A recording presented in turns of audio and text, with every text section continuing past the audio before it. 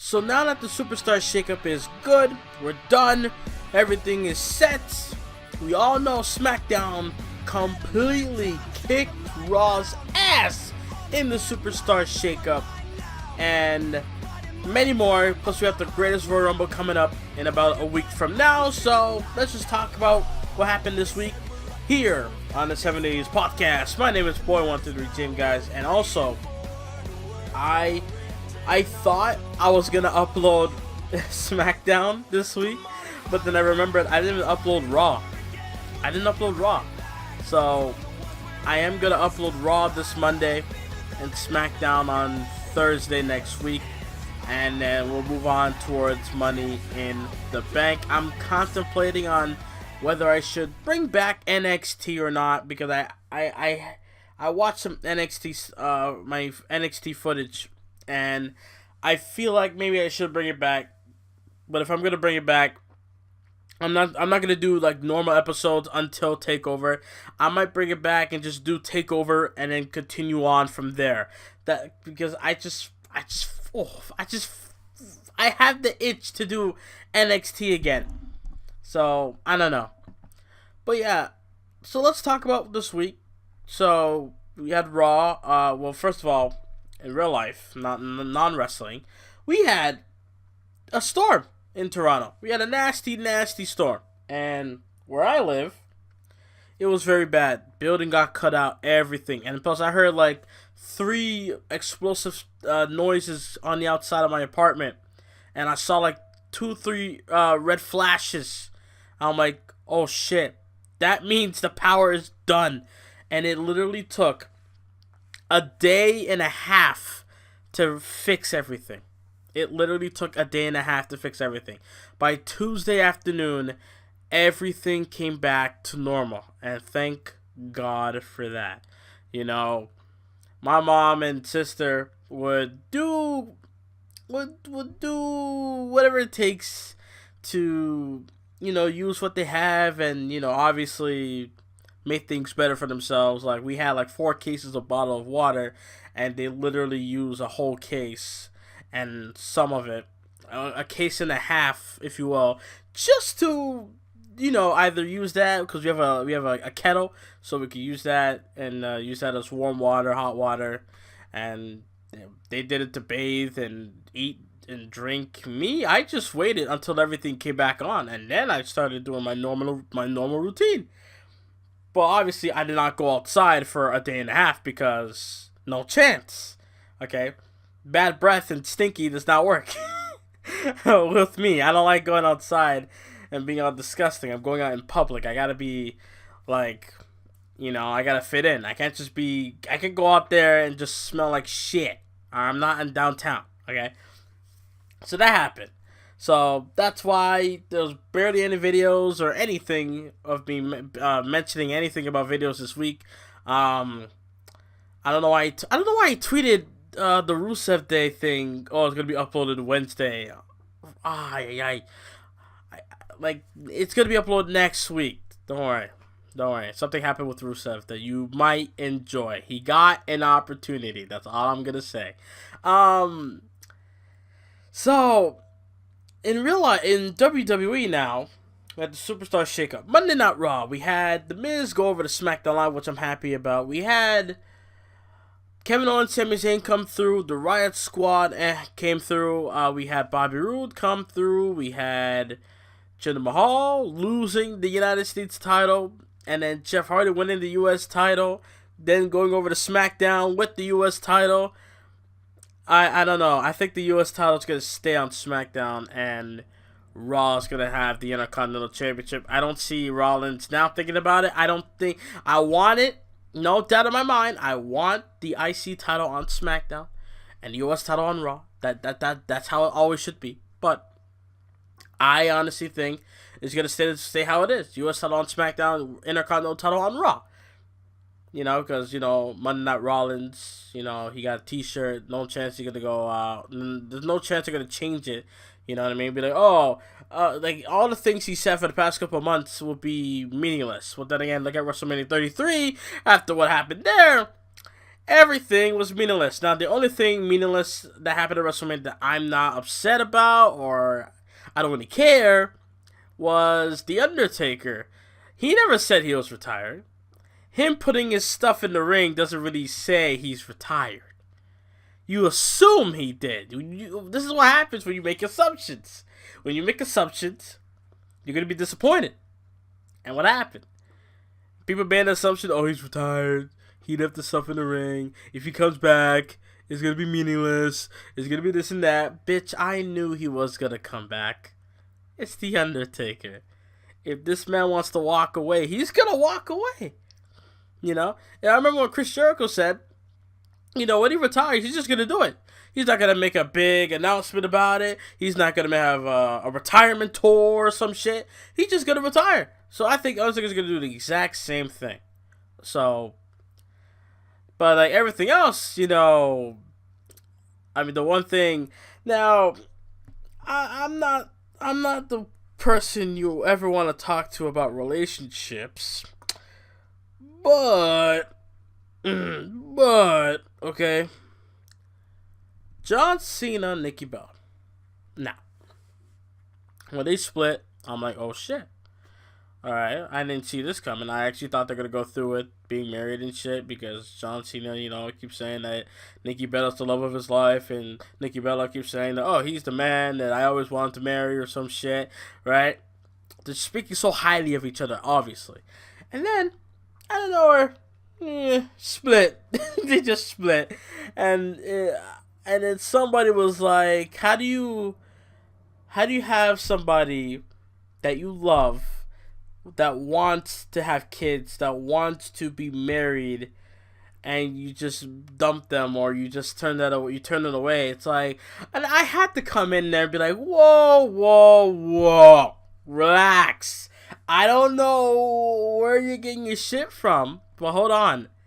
I don't like it when people just likes to stick with one side of the story. Obviously, John Cena looked like the bad guy here because we all know he's not really too keen on having kids and being married because look at the last relationship he had, you know what I mean? So, obviously, John Cena's gonna look like the bad guy in this situation. We gotta look at both sides. Who did what? Maybe Nikki Bella realized, look, he's too busy. He's Hollywood, WWE, this one, Nickelodeon, all this shit he's doing. He's too busy, and he's focused on himself and his career, right? So maybe she decided to call it quits. And apparently, according to sources out there, I'm not going to say I believe it, but I'm just going to stick with what they said. The sources said that Nikki Bella was the one that called it quits, you know? And then Brie Bella had to give her 2 cents in, said that John Cena's the ultimate heel because reasons. So I don't know. Look, like I said, dude, there's 2 sides to the story. Who knows what could happen? They could have a bad, you know, breakup. They could have a bad what's the word I'm trying to go for? Then they had a bad conversation and then it just blew out of proportion, and then, you know, shit could have went down. Who knows? You know, maybe she got tired of the man's house rules. We don't know. We don't know what happened. Maybe he got tired of her. I don't know. I can't think of anything to say that's like accurate or very close to. I just can't. You know, overall, dude, they broke up. Deal with it. You know what I mean? John may look like the bad guy, but in the end, I mean, they're going to be friends, obviously. I'm sure. I won't be surprised if they get back together one day. I won't be surprised at all. You know what I mean? You'll see them just be like, yo, Nikki, I'm sorry. You know that moment when you lose something? Like when you have something, but you don't really care about it, but when you lose it, you care about it so much, you know, it's not like, it's like one of those situations. I don't know. I honestly don't care. At the end of the day, it's their lives. They broke up. They're probably gonna get back together eventually. Whatever. They're normal people in the end of the day. Whatever. That's my thoughts on Cena and Nikki Bella breaking up. Oh well. They break up. That's their stuff. That's their thing. Now the Superstar Shakeup, Monday Night Raw. I swear to God, like people say that this roster, like today's roster, is the best roster of all time, or best in years. I don't know. I don't know the way how I feel about the roster today. I like back then in 2000, like 9 years ago. Like obviously it's my first year. I don't know anybody. I don't know much. I'm just a casual, right? I'm just sitting there watching every week. And if I have an emotion towards somebody, then they're doing their job. If I have no emotion to anybody, then they should be released. Let me give you an example. Titus Worldwide, man. I just don't care anymore. I just don't. Also, Dolph Ziggler. When he came to Raw, I'm thinking, okay, cool. Ziggler on Raw. No, okay, that's different. That's nice. He hasn't done dick on SmackDown in over 2 years, so or over a year. So why does it matter now? Like he's on Raw, whatever. And I just don't want to be like a broken record and talk so much shit about Dolph Ziggler. We all know what needs to happen with Dolph. He needs to change, new attire. He just needs to change the theme. Maybe the new graphics, maybe that can help. New entrance. I'm tired of the record scratch, lights go off, and no graphics. He just walks out to silence in his as far as his entrance go, and then they play his music like 3 seconds, 5 seconds after. I hate that. I really do. And no, it's not like, oh, he's a heel. No. I don't care if you're a heel or face. You gotta keep my interest. Why do I hate The Miz so much? Because he's a cocky prick. He carries himself so well that I hate it. Right? Dolph Ziggler, I get this vibe like he doesn't care. If he doesn't care, why should I care about Dolph? You know what I mean? It's like if he doesn't care about what he's doing, why he's there, he's just there for the cash, then why should I care about Dolph Ziggler? He's just there for the cash. He's just there to wrestle or do a segment and then leave, and then he gets his cash and then gets to go do his comedy shtick. So if he changes, and as far as his matches go, like his zigzag maneuver, I like it, dude. I really do, and I don't mind him keeping the super kick, but I do not want to see the fucking charging, the tuning up the band stuff like Michaels used to do, but way worse now with Ziggler. It's like, come on, dude. You had your own identity before. You did. But now you're just a cheap ass, you're like fake Diesel and fake Razor. Remember those guys? That's what Dolph Ziggler is right now. A fake ass Shawn Michaels. Pretty much. And that's bad. That's saying something. This whole thing with Rusev. He's in, he's out, he's back in.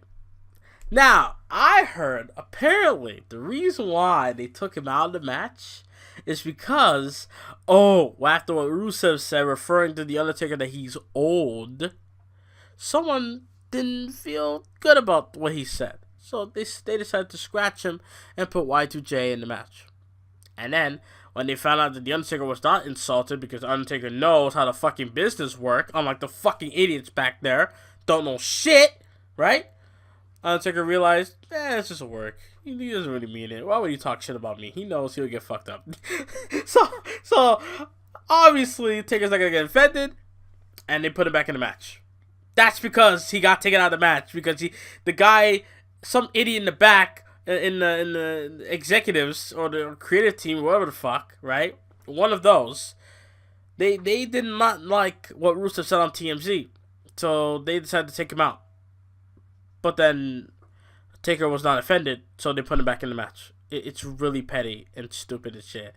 But I love how Lana tried to keep it up and be like, oh, I took him out of the match because my husband does not deserve to be in a match like that. And then she's like, after some thought, I allow Rusev to be in the match. It's like, what?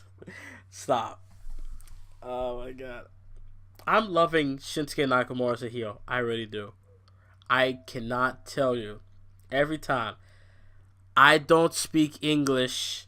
And why every time when he hits a low blow on AJ Styles, it's not like he hits it and he lets go. He hits it and he's deep with it. He's in there. He's like he's just getting it deep low blow. Why? Why do you do that? Chill. It's not that serious. Come on, man. Do you get a good feeling when you low blow and you just feel something right about it? You just keep it deep and you just hold it like you're holding it, like you're flexing. It's like you're flexing when you hit the low blow. It's like, oh, you hit the low blow and then you're flexing on him. Really? Oh, but yeah, I'm loving Nakamura's heel turn. I do. And then Big Cass came back on SmackDown. Oh my god. Superstar Shakeup this year, it felt better than last year, but not really much compared to last year. Last year was just lazy as fuck. This year was kind of like the same thing, but they actually had the GMs be like, oh shit, wait till you see this one. Oh shit, yeah, you know what I mean? The Miz's face when it was announced that he's going to SmackDown. I loved it so much because he knew he doesn't want to fight Daniel Bryan. He may talk shit. But he knows Daniel Bryan's going to beat the fuck out of him. so he knows damn well he did not want to go back to SmackDown. Oh, Lord. I would love to see Miz win Money in the Bank this year. Like, he's my number one guy to win it. I don't care who. I don't want anyone else to win it but him. Want to know why? It's because I want to see Miz become the WWE champion. And it's the sole purpose for him to go to WrestleMania as the WWE champion. Main event the show again, right? Main event in New Jersey. And then he faces the guy who wins the Royal Rumble, Daniel Bryan.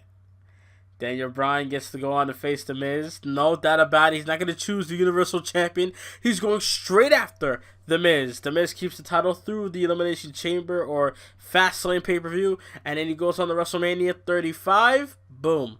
We got our main event. Yeah, it doesn't sound like a main event. Oh, Miz and Bryan. I mean, that's like a Backlash or Battleground pay-per-view. Nah. Miz today versus The Miz back then?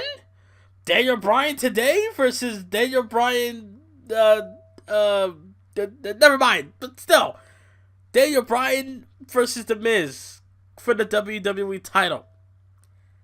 The story is all there from when the trash talking started at Talking Smack. And Daniel Bryan does not like The Miz anyway, right? All the times Miz kept referring to Daniel Bryan that, you can't wrestle anymore. You're done. You can't do what I do in this ring. All that stuff. Every time just mocking Bryan, teasing Bryan. All that, right? Right? And then, now that Bryan's cleared, yeah, Miz may have sent a tweet where he just slowly clapping, like, sarcastically and shit, like he cares, right? And, obviously talking shit on Raw and stuff. But he does know when he gets in that ring, it's a wrap. If it was up to me and the booking, I would not have Daniel Bryan face The Miz until WrestleMania 35. It's like, how do you book it for that long? Well, you keep Daniel Bryan busy for the whole year, and then The Miz will be doing his own thing as well in that year, and then they finally collide. Let Miz cash in around, I don't know, SummerSlam or Survivor Series. Give him a long-ass title reign, right? Let him be a dominant champ because he doesn't have any Miztourage, no Axel, no Dallas, so he gets to dominate on the SmackDown brand. Let him be superstar after superstar after superstar after superstar, right? If he has to cheat to win, like foot on the ropes or hang on hands on the tights, sure. But Miz keeps the WWE title all the way to WrestleMania. Daniel Bryan, you know, he tries to get the WWE title, he tries to get his hands on the Miz, but he always gets screwed and screwed and screwed. It's kind of okay. It's kind of like you're rehashing the Authority storyline, but without the Authority. You know what I mean? Like Daniel Bryan gets screwed left and right by the Authority and other people. Bryan just gets screwed by I don't know, like Big Cass, like we saw Big Cass, Big Boot on Daniel Bryan. So maybe, you know, Bryan and Cass get feud for like 2-3 months out of the year, and then Bryan feuds with, I don't know, like Shinsuke Nakamura for the WWE title, because I'm sure Nakamura's going to win the title anyway. So, yeah, Nakamura versus Daniel Bryan for the WWE Championship for like 2-3 months, maybe. Because Nakamura keeps cheating to win, keep doing the low blow on Bryan. And then you have... then at Survivor Series, you have Daniel Bryan be a part of the Raw SmackDown Survivor Series team. Nakamura faces the Universal Champion in a one-on-one match. The Universal Champion, a.k.a. Roman Reigns, will beat Nakamura in the ring. Yeah, I know. You don't want that. You don't want Nakamura losing to Roman Reigns, but hey. If it benefits the storyline, I don't give a damn. Roman Reigns beats Nakamura, right? Nakamura's hurt. Roman leaves the ring. He's clear. Like, he's like, yeah, I'm the champ. Blah, blah, blah. Like, Raw reigns supreme, whatever the fuck. And then Nakamura's in the ring, the camera's still on him, and he's trying to get up to his feet. And then you hear, awesome! Miz comes through, cashes in Money in the Bank. Without a doubt, Skull Crusher finale, 1, 2, 3 for the WWE title, repeating nearly, eight years, repeating what happened in 2010. But it didn't happen at Survivor Series. It happened the night after Survivor Series on Raw. It happens at Survivor Series for The Miz. He gets to cash in. Has anyone ever cashed in at Survivor Series? I don't think so. I think Miz could be the first guy to cash in at Survivor Series. I might be tripping, but I don't think I've ever seen anyone cash in the Money in the Bank contract at Survivor Series. It's been done at SummerSlam, WrestleMania, but not at Survivor Series or the Royal Rumble. So yeah, you know what I mean. That's exactly what I would do. Right?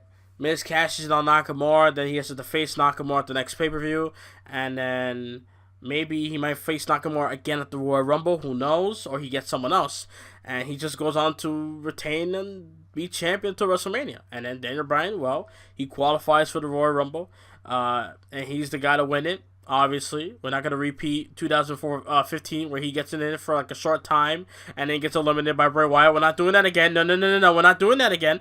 Daniel Bryan actually lasts until the end. He beats everybody he needs to beat. I don't care who is in that ring with him.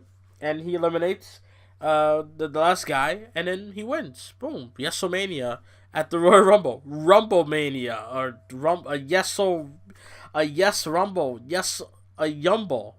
Yeah, I don't know, but you get my drift. That's how I'll book it. You know what I mean? As far as like booking it by pay-per-views, easy. I can't do it weekly. Weekly, I don't know, but pay-per-view, oh, I got you with that one. But yeah, that's exactly what I would do, because The Miz versus Daniel Bryan is a must-see match. Not because of the quality of like wrestling and the holds and this one and that one. No. Not the shit that everybody was expecting with Nakamura and AJ Styles, which I predicted it was going to be a shit show anyway. I predicted it's not going to be the match that everybody's hyping up to be. But it is going to be a great match solely because The Miz is going to be the top heel in the WWE, right? And you got the top babyface, Daniel Bryan. And think of the history between both men. Who was the first title that Daniel Bryan won from in his WWE career? The Miz. Think about that. Miz was his mentor in NXT when it was a joke. You know what I mean? So there's history between the two guys. And then, like I said, the talking smack and so on and so on. So there you go. The story and the history between Miz and Bryan is all there. We just need that one big-ass match at WrestleMania. They have fought before, but trust me, this one will make you forget I'm sure you don't remember anyway, but this will make you forget all the other matches that Daniel Bryan had with The Miz. I'm telling you that right now. So, I'm looking at this pay-per-view schedule I just saw here on sportingnews.com. Greatest Royal Rumble will be on the 27th, which is 7 days from now. Then we have Backlash literally the following week in Newark, New Jersey. I'm sure Grimm's Toys are going to be there. NXT TakeOver Chicago 2 in June 16th. I'm pretty sure that's the same day. Is it July 6th? Or what the fuck? What the fuck is this? Mute. God damn it. Fucking hate ads. I don't know if it's June 6th or July 6th. CM Punk wrestling, or fighting rather. Jesus Christ. Fighting in the UFC. But yeah. Money in the Bank, June 17th. Extreme Rules, July 15th in Pittsburgh. And then TakeOver Brooklyn 4? Is it 4? Yeah, I think it's 4. 4 to 5, I don't fucking know. NXT in New York, right? SummerSlam as well in New York on August 19th. Hell in the Cell, September 16th in San Antonio, Texas. And we have TLC in Boston, Mass. in October 21st. NXT TakeOver Los Angeles, a.k.a. I think War Games is going to be there. On November 17th, Survivor Series in LA. November 18th, and Clash of Champions December 16th in San Jose, California. Obviously, they could change shit, but yeah, pay-per-view events. I know. I've been saying it for weeks, and now thinking about it, it doesn't make any sense for me to say it, but I would get rid of Backlash. I would say, yo, whoever paid for your Backlash tickets, come get your money back. Come get your money back. You know what I mean? Like, I honestly would cancel Backlash. You mean to tell me Backlash is a better card than the Greatest Royal Rumble? The Greatest Royal Rumble is a live event, which is like a one-time thing, I know. But it's a better card show. It's better than what we're going to get at Backlash. I know it. The crowd in Saudi Arabia is going to be lit. More litter than fucking Newark, New Jersey. I can tell you that right now. And, yeah. I will just get rid of Backlash. No point. Greatest Royal Rumble, great show. We had Cena and Triple H. Taker and Rusev in the casket match. We have tag titles up for grabs. Intercontinental title up for grabs. In the Fatal 4-Way ladder match. We have the U.S. title up for grabs. Hardy and Mahal. We have the WWE title on the line. Nakamura and AJ Styles again. And we have the Universal title with the cage. So, I will take that over Roman versus Joe. Miz getting a rematch. Orton getting a rematch. Possibly against Mahal again. Good God. And something else. You know, other matches too. I mean, jeez. But yeah, that's just me, dude. Money in the Bank ladder match, and then the Hell in the Cell, and the TLCs, and the, whatever. But yeah, that's just what I would do as far as, you know, pay-per-views go. Also, sad news. Bruno Sammartino, one of the greatest, if not at least in the top 3, the greatest WWE champions of all time. I don't have to be a big mark of Bruno Sammartino to know how great the guy is. Okay, the guy sold out many Madison Square Gardens. Plus, I do research. So yeah, he does. He was the. You know, he's the longest reigning WWE champion of all time. Nobody can do what he did. Yes, he was in an era where the champion barely shows up, but still, ain't nobody can match up to what he did. How what was it? 4,000? How many? Was it 1,000? How many? Okay, let me Google this right now. Longest reigning WWE champion Bruno Sammartino held it for 2,000 days, right?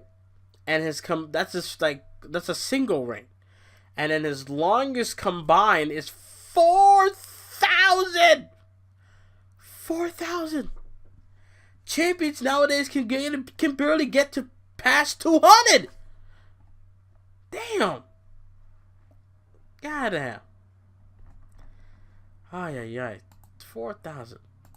Say rest in peace, Bruno Sammartino. Rest in peace, man. Godspeed. What else happened, dude? What else happened? Nothing much, dude. Nothing much at all. Ricochet is just a great competitor in NXT. I mean, dude, this guy did a front flip drop kick on Daniel Burcher. I think it's, dude, ridiculous. I just, Lord, I don't know, but yeah. By the way, WWE posted a video on the YouTube channel about they have a new series. It's like formerly known as. I watched it earlier this week. Seth Rollins was like, telling the world that he used to be Tyler Black and this one and that one. You know what I mean? It's like, wow, I actually like that because it kind of gives you a bit background there. Rollins even said it himself, he's not really a character guy like a Wyatt or Undertaker. He's just, he's just a great wrestler. That's all he is. Not really onto characters as much as, not as much as everyone else is on characters. I mean, yeah, it would be great for him to have a character, but what could his character be? I mean, he was a cocky heel, but then again, I just don't know. I don't know. By the way, I have a problem with this. Okay. Superstar Billy Graham, you need to chill. You need to chill, fam. I'm not a huge Ronda Rousey fan, but I'm a bit of a fan because, I mean, for God's sakes, I watched this bitch tear another bitch arm off in 14 fucking seconds, okay? Jesus Christ. Give me that one, okay? But yeah, he just trashed it on Rousey, saying that, what happened at WrestleMania, I mean, with her and Triple H going at it, he just shit it all over her. It's like, Jesus Christ, chill. But yeah, just Superstar Billy Graham does not like Ronda Rousey. Not at all.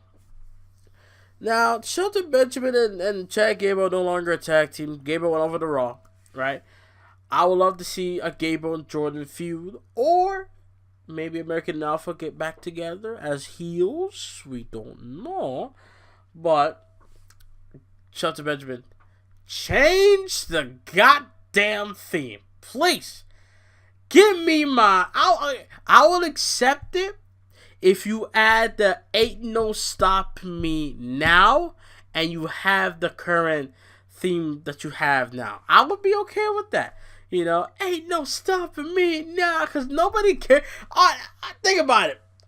Be honest. Do you actually care about the theme song after he says, ain't no stopping me now? Do you? I don't think so. I don't think you do. No, you don't. No, you don't. Okay. I like the first theme, not really the second theme. Second theme was like slow, and the first one's like fast and hip. You know what I mean? I like that. That's just me. People were shitting on Bobby Lashley's theme song. It's just a theme. Relax. You'll get used to it. Look at Cesaro's theme. I didn't like it. I thought Swagger should have gave Cesaro his theme, and Swagger gets a different theme. But no, Cesaro got a new theme. I didn't like the siren. No, I didn't like that one. But the that was better, and I like it now. I like his theme song. Roman Reigns. I think I'll just end it here with Roman Reigns, the big dog. Now, I don't understand. Okay. So Roman Reigns comes out on Raw with a chain. I'm like, oh shit. Oh shit. He's coming out with a chain. Is that serious? He's just coming out with a chain saying, oh, look at me. You know? But he's coming out. I don't understand. So Roman's complaining about that, that, oh, Brock is not there, and, that he's there, and he's going to be a full-time Universal Champion, blah, blah, blah, blah. Now, Roman, you complain about this already. We don't need you to hear, we don't need to hear you say that you're going to beat Brock, that you're going to win the title, that old part-timing ass can leave. Blah, blah, blah, blah, blah. We don't need to hear that again. Samoa Joe, if there's anybody at the top of the list of greatest in-ring performer on the mic, like, is Samoa Joe. The best person on the mic, at least it's at the top of that list, is Samoa Joe. You cannot beat Samoa Joe in a promo fight. I'm telling you that right now. You can barely beat Joe in a fight. You can't beat him in a promo fight. The way he carries himself, the way he delivers on his words, is so precise. And here's the thing. It's not like it's a forced thing or he just learned it. It's just a natural gift that he has. That he can just deliver anything and make it sound good.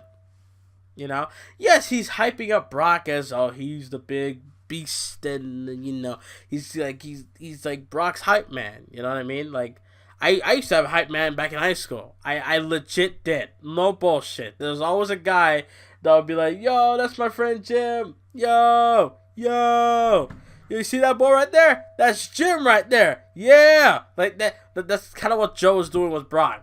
Like Brock Lesnar's a beast. He's Universal Champion. He's gonna beat you up like he always does. It's like, is Samoa Joe the advocate of Brock Lesnar now? You know what I mean? But I mean, yeah, Joe. I mean, I'm surprised Roman didn't bring it up that but Joe. I mean, hey, at least I was close on beating Brock. You went down to 1 F5. I went down to 6 F5s. Yeah, like, he could have said something like that, but no, he had to go and say, yo, why don't you bring your lazy fat ass down here and see what happens? What? That's all you got? Oh, I don't have shit. Let me judge your appearance like that matters to what Joe is saying on the ramp. That makes no damn sense. Come on, Roman. Come on, you can do better than that. It's like when when someone dishes you and then you have nothing to say back, but you bring up their mother. It's like, come on! Is that the best you got? Do better! Come on! It's either you say something better or you just leave. Just leave. Samoa Joe Samoa Joe was like, I don't know. He was like either Michael Myers or Jason Voorhees or fucking the Texas Chainsaw, whoever the fuck, killer, right? He just murdered Roman Reigns straight up with ease on the microphone. And he's saying that Backlash is going to put Roman to sleep. So Roman's going to win the title and defend it 1 week later against Samoa Joe at Backlash. Wow. If Roman does not win this match, then what the fuck is WWE trying to do here? Because number one, Brock is not leaving then. That's number one. Number two, Roman is looking worse and worse every time he comes out on the microphone. Last week, he's saying, oh, I found out that I'm having a rematch on the internet. Like he said that, like, finding things out on the internet it's always a bad thing. No, it's not. When I heard that the match was happening, I'm like, oh shit, okay, there you go. We're having a rematch for some reason, but I'm not gonna question it because it just gives another chance for Roman to beat Brock and get the title back. Whatever, right? That's how I looked at it. But He's coming out on Raw complaining, I found out on the internet. Come on. Come on, dude. Stop it. And then Samoa Joe came back and eviscerated Roman then. So, Roman Reigns. God damn it. Every time. When WWE almost has him at a point where he could be accepted a little bit. He could be acceptable. He could be okay. But then they switch it all and they fuck it all up, and then it's not tolerable. I can't tolerate this shit. Okay, I like Roman Reigns. When I say the big, I say it with hype, but I also say it as a joke, right? Because Michael Cole is the big dog, right? But I like Roman. I'm a fan of Roman. All right, big fan of Roman. But I'm not gonna sit here and say, "Oh, I like what they're doing with the guy. I like what they're doing with this and that." No, if I don't feel that way, I'm not gonna say I feel that. If I feel negatively towards Roman, I'm gonna let you know. I'm not gonna beat around the bush. I'm not gonna try to be like, "Oh, they did do this okay, so I get." No, I'm just gonna straight up and say, "Okay, he needs to stop. Like, stop this now." You know what I mean? I have no reason to backtrack on anything I say. No reason at all. So, Roman Reigns, he really needs to stop with complaining, bitching, and trying to be the good guy and be like, "Oh, I'm gonna be the one to bring the universe." Bitch, don't talk it. Do it. Don't say it. Bring it. Fuck. Oh, Lord. What else happened on this show? Nothing much. I don't know why there was a 10-man tag. Why the fuck was there a 10-man tag on Monday Night Raw? I don't even know. I just don't even know. Oh, Lord. So, I don't know why people keep talking about Hulk Hogan. I'm done with that. Stop it. Stop it with Hogan. I'm done with that. Hulk Hogan's not coming back. Why? Because if people can complain to WWE sponsors about fucking Fabulous Moolah, what are the chances that people are gonna do the same shit to Hulk Hogan? Yes, there are gonna be some fans that was mad and obviously disagree with Hogan with what Hogan said, including me. But obviously forgave him and moved past that shit. I'm not worried about them. I'm worried about the motherfuckers that holds a grudge for some reason and still wants to bring up the past. How are we going to move forward if you keep bringing up the past? If Hogan comes back, there's going to be those certain fans who be like, "Oh, I didn't know WWE bringing back racists." Oh, like, come on. Just stop it. He was at a low point of his life. He shouldn't have said it anyway. But he said it. It's done. Right? It's just words. You shouldn't let words fuck you up like this. You shouldn't let words bother you. You know? How does bullies become bullies? When you let the words get to you. When you show emotion, the right emotion that the bully wants from you, you show them that, then they're going to keep doing it and doing it and doing it. So you shouldn't let words freaking affect you. When people say, when I see a white person say the N-word, I'm numb to it now. Even though I still have that old school mentality where you're not black, you shouldn't be saying it, but whatever, right? It's whatever. What the fuck am I going to do? Am I going to hurt you? You just said a word. I'm not going to do shit about it. You said a word, you know. Unless you put your hands on me, I'm not going to put my hands on you. It's like, just let it go. Be like the movie, let it go.